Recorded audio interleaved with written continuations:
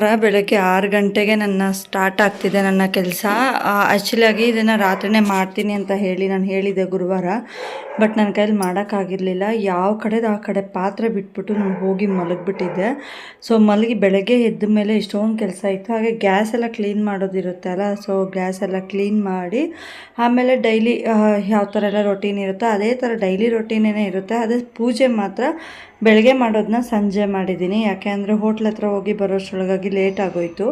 ಮತ್ತೆ ಬಂದು ಇನ್ನೇನು 11 ಗಂಟೆ ಫುಲ್ ಪೂಜೆ ಮಾಡೋದು ಅಂತೇಳಿ ಅಷ್ಟರೊಳಗಾಗಿ ಸಂಜೆ ಒಂದೇ ಸತಿ ಎಲ್ಲ ಕೆಲಸ ಮುಗಿಸಿ ಸಂಜೆ ಮಾಡೋಣ ಅಂದರೆ ಅದರ ಸಂಜೆ ಕೂಡ ನನಗೆ ಬರೀ ಪೂಜೆ ಅಷ್ಟೇ ಮಾಡೋಕ್ಕಾಗಿದ್ದು, ಬೇರೆ ಏನೂ ಕೆಲಸ ಆಗಲಿಲ್ಲ. ಇನ್ನು ನೈಟ್ಗೆ ಈ ಮೊಟ್ಟೆ ಸಾಂಬಾರು ಅಷ್ಟೇ ಮಾಡ್ಕೊಂಡಿದ್ದೆ.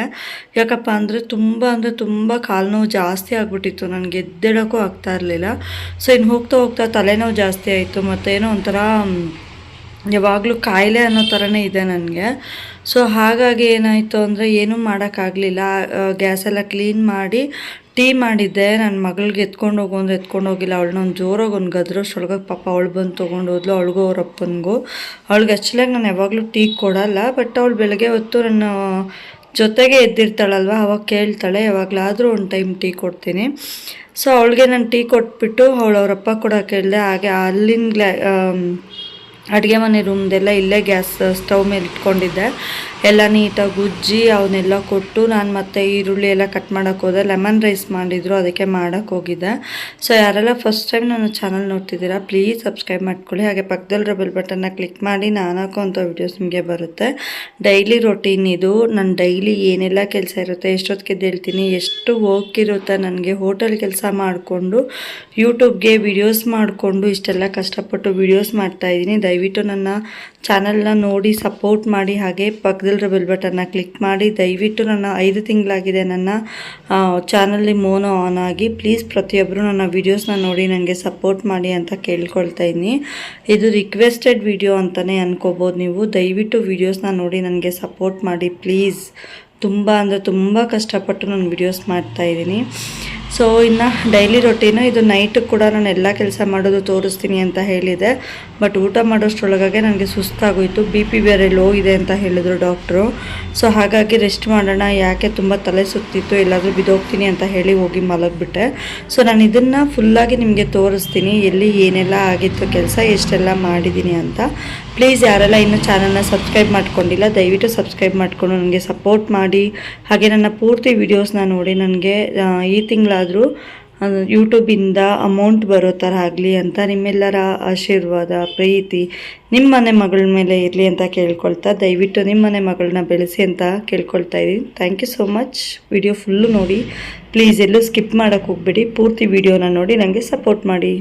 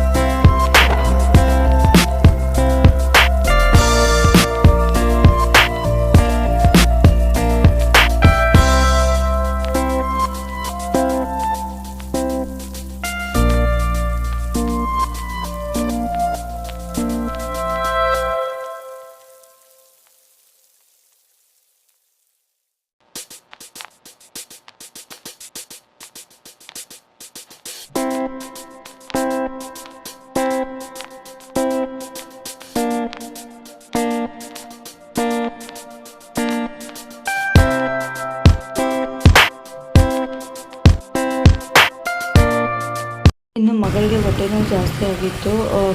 ಮೆಂತ್ಯ ಮತ್ತು ಸಕ್ಕರೆ ನೀರೆಲ್ಲ ಕೊಟ್ಟೆ. ಅವಳಿಗೆ ಹೊಟ್ಟೆ ನೋವು ಒಂಚೂರು ಕಡಿಮೆ ಆಗಲಿಲ್ಲ. ಸೊ ಹಾಗಾಗಿ ಅವಳಿಗೆ ಹೊಟ್ಟೆ ನೋವು ಕಡಿಮೆ ಆಗಬೇಕು ಅಂದ್ಬಿಟ್ಟು ಹಾಸ್ಪಿಟಲ್ ಕರ್ಕೊಂಡೋಗಿ ಬಂದರೆ ಡಾಕ್ಟ್ರ್ ಏನೂ ಹೇಳಲಿಲ್ಲ. ಅದು ನಾರ್ಮಲ್ ಹೊಟ್ಟೆ ನೋವು ಅಂತ ಹೇಳ್ಬಿಟ್ಟು ಅವಳಿಗೆ ಮಾತ್ರೆ ಕೊಟ್ಟರು. ಬಟ್ ಅವಳಿಗೇನು ನೈಟ್ ಕಡಿಮೆ ಆಗಲಿಲ್ಲ. ಕರ್ಕೊಂಬಂದಮೇಲೆ ಕೂಡ ಮಜ್ಜಿಗೆ ಮೆಂತ್ಯ ಇದೆಲ್ಲ ಕೊಟ್ಟಿದ್ದೆ, ಆದರೂ ಕಡಿಮೆ ಆಗಲಿಲ್ಲ.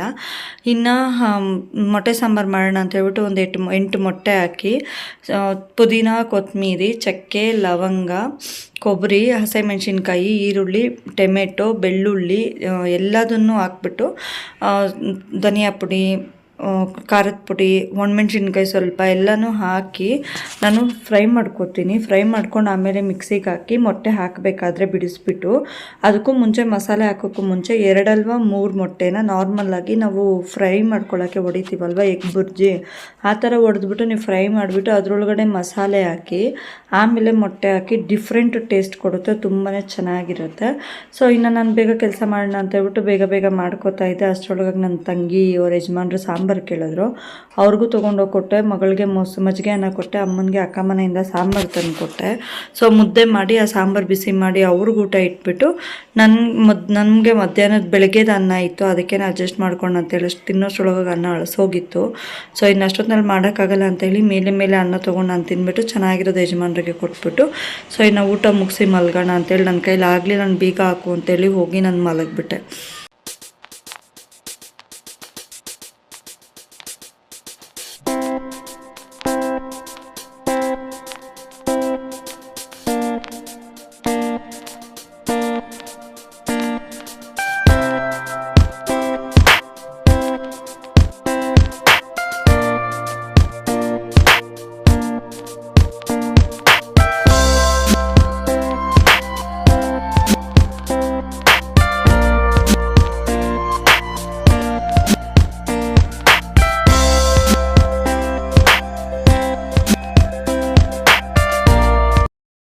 ಇವತ್ತಿನ ಕೆಲಸ ಏನೇನಾಯಿತು ಅಂತ ಅಂದರೆ ಬೆಳಗ್ಗೆಯಿಂದ ನಾರ್ಮಲ್ ಕೆಲಸನೇ. ಸ್ವಲ್ಪ 8 ಗಂಟೆ ಆಗೋಗಿತ್ತು ನನ್ನ ಇವತ್ತು ಎಲ್ಲ ಕೆಲಸ ಮುಗಿಸಿ ಸ್ನಾನ ಮಾಡಿ ದೇವ್ರ ದೀಪ ಹಚ್ಚೋದಕ್ಕೆ ಆಗಿರಲಿಲ್ಲ. ಯಾಕಂದರೆ ಬೆಳಗ್ಗೆ ನನಗೆ ತುಂಬಾ ಕಾಲು ನೋವು ಜಾಸ್ತಿ ಆಗಿಬಿಟ್ಟಿತ್ತು. ಏನೋ ಗೊತ್ತಿಲ್ಲ, ತುಂಬ ವಿಪರೀತ ಕಾಲು ನೋವು ಜಾಸ್ತಿ ಆಗಿದೆ. ನನಗೆ ರೀಸನ್ ಗೊತ್ತಾಗ್ತಾ ಇಲ್ಲ. ಸೊ ಕ್ಯಾಲ್ಶಿಯಂ ಏನಾದರೂ ಕಡಿಮೆ ಆಗಿದೆಯಾ ಏನು ಅಂತ ಗೊತ್ತಾಗ್ತಾಯಿಲ್ಲ. ಬಟ್ ಆದರೆ ಕಾಲು ನೋವಿಗೆ ಮಾತ್ರ ಪ್ರಾಣ ಹೋಗಿ ಪ್ರಾಣ ಬರ್ತಾಯಿದೆ, ಅಷ್ಟು ಕಾಲು ನೋವು ನನಗೆ. ಸೊ ಇನ್ನೇನಾಯಿತು ಅಂದರೆ ಲೇಟಾಗಿ ಎದ್ದೆ, 5:45ಗೆ ಎದ್ದೆ. ಪಾತ್ರೆ ತುಂಬ ಇತ್ತು. ಬೆಳಗ್ಗೆ ಎದ್ದಿದ್ದು ಫಸ್ಟು ಡ್ಯೂಟಿ ಅಂದರೆ ಮುಖ ತೊಳೆದಿದ್ದ ತಕ್ಷಣ ಟೀ ಇಡೋಕ್ಕೂ ಮುಂಚೆ ಪಾತ್ರೆ ಉಜ್ಜಿದ್ದೀನಿ. ಇವತ್ತು ಪಾತ್ರೆ ಉಜ್ಜಿ ಗ್ಯಾಸ್ ಎಲ್ಲ ಅದು ಕಟ್ಟೆ ಎಲ್ಲ ಫಸ್ಟ್ ಸೋಪ್ ಹಾಕಿ ನೀಟಾಗಿ ವಾರಕ್ಕೆ 1 ಸತಿ 2 ಸತಿ ಕ್ಲೀನ್ ಮಾಡ್ಕೋತೀನಿ ನಾನು. ಅದು ಬೇರೆ ಶುಕ್ರವಾರ ಅಲ್ವಾ, ಇನ್ನು ಮೊಟ್ಟೆ ಆಗಿರ್ಬೋದು, ಚಿಕನ್ ಆಗಿರ್ಬೋದು ಆ ರೂಮಲ್ಲಿ ನಾನು ಮಾಡಲ್ಲ, ಗೊತ್ತಿದೆ ಆಲ್ಮೋಸ್ಟ್ ಎಲ್ಲರಿಗೂ.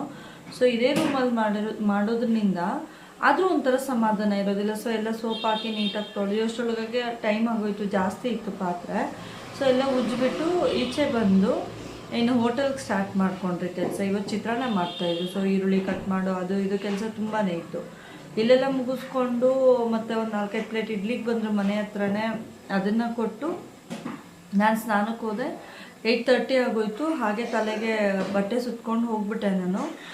ಹೋಗಿ ಏನಾಯಿತು ಅಂದರೆ ನನಗೆ ಇದ್ಕಿದ್ದಂಗೆ ಜಾಸ್ತಿ ತಲೆನೋವು ಜಾಸ್ತಿ ಆಗೋಯಿತು. ನನಗೆ ತಲೆನೋವು ಹೇಗೆ ತಲೆನೋವು ಜಾಸ್ತಿ ಆಯಿತು ಅಂದರೆ ಪ್ರಾಣ ಹೋಗ್ತಾ ಇದೆ. ಕಣ್ಣು ನೋವು, ತಲೆನೋವು, ನನ್ನ ಕೈಲಿ ಇರೋಕ್ಕಾಗಲಿಲ್ಲ ತಲೆನೋವಿಗೆ. 11 ಗಂಟೆಯಲ್ಲಿ ಬಂದು ಅಲ್ಲಿಂದ ಬರಲಿಲ್ಲ ಇವತ್ತು ಕೆಲಸ ಮಾಡೋದಕ್ಕೆ ಅಂತ ಕೂಡ. ಅಲ್ಲಿಂದ ಬಂದು 11 ಗಂಟೆಯಲ್ಲಿ ಒಂದು ಡೋಲೋ ಮಾತ್ರೆ ಕುಡಿತೀನಿ. ಬಟ್ ಆದರೂ ತಲೆನೋವು ಕಡಿಮೆ ಆಗೋದಿಲ್ಲ. ಸೊ ಇನ್ನು ನಾನು ಜಾಸ್ತಿ ರಿಸ್ಕ್ ಇಟ್ಕೊಂಡ್ರೆ ಆಗೋದಿಲ್ಲ. ಇವತ್ತು ಒಂದಿನ ರೆಸ್ಟ್ ಮಾಡೋಣ ಅಂತ ಹೇಳಿಬಿಟ್ಟು ಮಾತ್ರೆ ಉಜ್ಕೊಂಡು ರೂಮ್ ಆಮೇಲೆ ಬರೆಸ್ದೆ, ಒಂದು 5:30 ಹಂಗೆ ಬರೆಸ್ದೆ. ಸೊ ಸ್ವಲ್ಪ ಹೊತ್ತು ಮಲಗಿ ಫೋನ್ ನೋಡಿಕೊಂಡು ಇರುತ್ತೆ ಅಲ್ವಾ, ಯೂಟ್ಯೂಬರ್ಸ್ ಅಂದಮೇಲೆ ಕಂಟೆಂಟ್ ಹುಡ್ಕೋದು ಮತ್ತು ವಿಡಿಯೋನ ಯಾವ ಥರ ಮಾಡಬೇಕು, ಎಡಿಟಿಂಗ್ ಇದೇ ಇರುತ್ತೆ. ಸೊ ಅದನ್ನು ನೋಡ್ತಿದ್ದೆ. ಸೊ ಎಲ್ಲಿ ಆವ್ರೇಜ್ ವ್ಯೂಸ್ ಬಂದಿದೆ, ಎಲ್ಲಿ ಆವ್ರೇಜ್ ಕಡಿಮೆ ಆಗಿದೆ ಅನ್ನೋದನ್ನೆಲ್ಲ ನೋಡಿಕೊಂಡು ಸ್ವಲ್ಪ ಹೊತ್ತಿದ್ದೆ. 5 o'clockಗೆ ಎದ್ದು ಮುಖ ತೊಳ್ಕೊಂಡು ದೇವ್ರ ದೀಪ ಹಚ್ಚೋಣ ಅಂತ ಹೇಳ್ಬಿಟ್ಟು ದೇವ್ರ ದೀಪ ಹಚ್ಚಿದೆ. ದೇವ್ರ ದೀಪ ಹಚ್ಚಿ ಒಳಗಡೆ ಒಂದಷ್ಟು ಪಾತ್ರೆ ಇದ್ದು ಉಜ್ಜಿ ಕಟ್ಟೆ ಈ ಕಡೆ ಎಲ್ಲ ಕ್ಲೀನ್ ಮಾಡಿಬಿಟ್ಟೆ. ಗ್ಯಾಸ್ ಕ್ಲೀನ್ ಮಾಡಬೇಕು, ಅಷ್ಟರೊಳಗೆ ಫೋನ್ ಬರುತ್ತೆ. ಫೋನ್ ಬಂತು ಅಂದ್ಬಿಟ್ಟು ಫೋನ್ ಎತ್ಕೊಂಡ್ರೆ ಒಂಥರ ಭಯನೇ ಇಡಿಸ್ಬಿಡ್ತಾರೆ ಅವರು. ಸೊ ಕೈ ಕಾಲೆಲ್ಲ ಗಡ ಅಂತ ಅದ್ರೋಗುತ್ತೆ.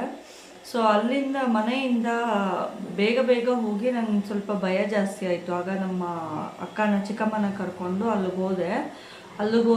ಬಟ್ ಏನೋ ಅಂಥದ್ದೇನು ಇದು ನಡೆದಿಲ್ಲ. ಬಟ್ ಆದ್ರೂ ಅವ್ರು ಹೇಳಿದ್ದಕ್ಕೆ ಒಂದೊಂದು ಇದು ಕೂಡ ನನಗೆ ಕೈ ಕಾಲು ಒಂಥರ ನಡ್ಕ ಸ್ಟಾರ್ಟ್ ಆಗಿಬಿಟ್ಟಿತ್ತು. ಮತ್ತು ಹೋದ್ವಿ, ಅಲ್ಲಿಲ್ಲ ಮೇಲೆ ಬನ್ನಿ ಅಂದರು. ಇನ್ನೂ ಭಯ ಸ್ಟಾರ್ಟ್ ಆಗ್ಬಿಡ್ತು ಇಬ್ರಿಗೂ. ದೇವ್ರುಗಳನ್ನೆಲ್ಲ ಬೇಡ್ಕೊಂಡ್ವಿ. ಸೊ ಹೋಗಿ ನೋಡಿದ್ರೆ ಯಾವುದೇ ರೀತಿ ಏನೋ ನಾವು ಅಂದ್ಕೊಂಡಿದ್ದ ರೀತಿ ನಡೆದಿರಲಿಲ್ಲ. ಏನಪ್ಪ ಅದು ಅಂದರೆ ಮಗಳಿಗೆ ಹೊಟ್ಟೆ ನೋವು ಜಾಸ್ತಿ ಆಗ್ಬಿಟ್ಟಿತ್ತು. ಸೊ 11 ವರ್ಷ ಅಂತಂದರೆ ಸ್ವಲ್ಪ ಭಯ ಇರುತ್ತಲ್ಲ, ಹೆಣ್ಮಕ್ಳು ಇರೋ ಎಲ್ಲ ತಾಯಿಯಂದ್ರಿಗೂ ಇದು ಆಲ್ಮೋಸ್ಟ್ ಭಯ ಕಾಡ್ತಾ ಇರುತ್ತೆ. ಏನಪ್ಪ ಅಂದರೆ ಯಾವಾಗ ಏಜಿಗೆ ಬಂದುಬಿಡ್ತಾರೋ, ಇಷ್ಟು ಚಿಕ್ಕ ವಯಸ್ಸಲ್ಲಿ ಏಜ್ ಅಟೆಂಡ್ ಮಾಡಿದ್ರೆ ಅವ್ರಿಗೆ ಏನೂ ಗೊತ್ತಾಗೋದಿಲ್ಲ. ಸೊ ಫೇಸ್ ಮಾಡೋದು ತುಂಬ ಕಷ್ಟ ಆಗುತ್ತೆ ಅಂತ ಹೇಳಿ ಪ್ರತಿ ತಾಯಂದ್ರೂ ಇದನ್ನು ಫೇಸ್ ಮಾಡೋ ಅಂಥದ್ದೇನೆ. ಅದೊಂದು ಭಯ ನನಗೆ ತುಂಬಾ ಇತ್ತು. ದೇವ್ರನ್ನ ಕೇಳಿಕೊಂಡು, ದೇವರೇ ಪ್ಲೀಸ್ ನಿಂಗೆ ರಾಘವೇಂದ್ರ ಸ್ವಾಮಿಗೆ ನಾವು ತುಂಬಾ ಬೇಡ್ಕೊಂಡ್ವಿ, ತುಪ್ಪ ದೀಪ ಹಚ್ತೀವಿ ಅಂತ ಇಲ್ಲ. ಸೊ ಕೇಳ್ಕೊಂಡು ಹೋದರೆ ನಾವು ಅಂದ್ಕೊಂಡಿದ್ದಿರ್ತಿ ಏನೂ ಇರಲಿಲ್ಲ. ಖುಷಿ ಆಯಿತು. ಮನೆಗೆ ಬಂದು ಮತ್ತೆ ನೀಟಾಗಿ ಚೆಕ್ ಮಾಡಿದ್ವಿ. ಬಟ್ ಏನೋ ಆ ಥರದ್ದೇನು ಸಿಂಪ್ಟಮ್ಸ್ ಇರಲಿಲ್ಲ. ಸೊ ಮೆಂತ್ಯ ಕೊಟ್ಟೆ, ಹೊಟ್ಟೆ ನೋವಿಗೆ ಸಕ್ಕರೆ ನೀರು ಕೊಟ್ಟೆ, ಕಡಿಮೆನೇ ಆಗಲಿಲ್ಲ ಅಂದರು. ಮತ್ತು ಹಾಸ್ಪಿಟಲ್ ಕರ್ಕೊಂಡು ಹೋಗಿ ಇವಾಗ ಬಂದೆ. ಅವ್ರು ಹೇಳಿದ್ರು ವಾಶ್ರೂಮ್ಗೆ ಹೋಗದೇ ಇರೋ ಕಾರಣ ಅವರು 2 ದಿನ 3 ದಿನ ಆದರೂ ವಾಶ್ರೂಮ್ಗೆ ಹೋಗೋದಿಲ್ಲ. ಸೊ ಊಟ ತಿಂತಾರೆ ಅಲ್ವಾ, ಅದು ಹೊಟ್ಟೆಲಿ ಹಾಗೆ ಇದ್ದು ಅದು ಆ ಥರ ಆಗಿದೆ ಅಂತೇಳಿ ಮಾತ್ರೆ ಕೊಟ್ಟಿದ್ದಾರೆ ಹೊಟ್ಟೆ ನೋವಿಗೆ. ಸೊ ತುಂಬಾ ಭಯ ಹುಟ್ಟಿಸ್ಬಿಡ್ತು. ಇವಾಗ 8:30 ಆಯಿತು. 8:30ಗೆ ಬಂದು ಮುದ್ದೆಗೊಂದು ಸೈಡ್ ಇಟ್ಟಿದ್ದೀನಿ. ಏನು ಮೊಟ್ಟೆ ಸಾರು ಮಾಡಬೇಕಾಗಿತ್ತು ನೋಡಿ. ಮೊಟ್ಟೆ ಸಾಂಬಾರಿಗೆ ಮಸಾಲೆಗೆ ಎಲ್ಲನೂ ರೆಡಿ ಮಾಡಿಟ್ಟಿದ್ದೀನಿ.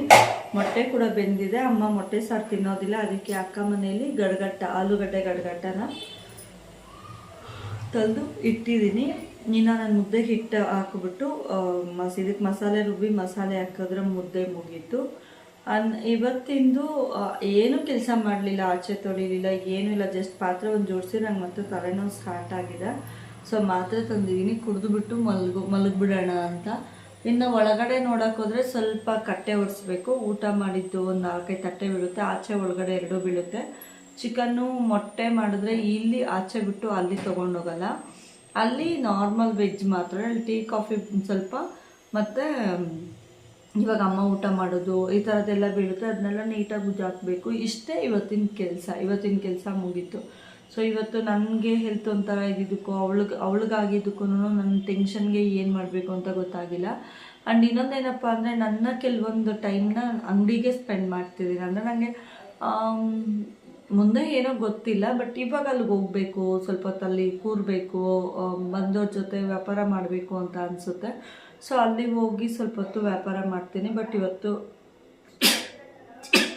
ಆಲ್ರೆಡಿ 8:45 ಆಗೋಯ್ತು.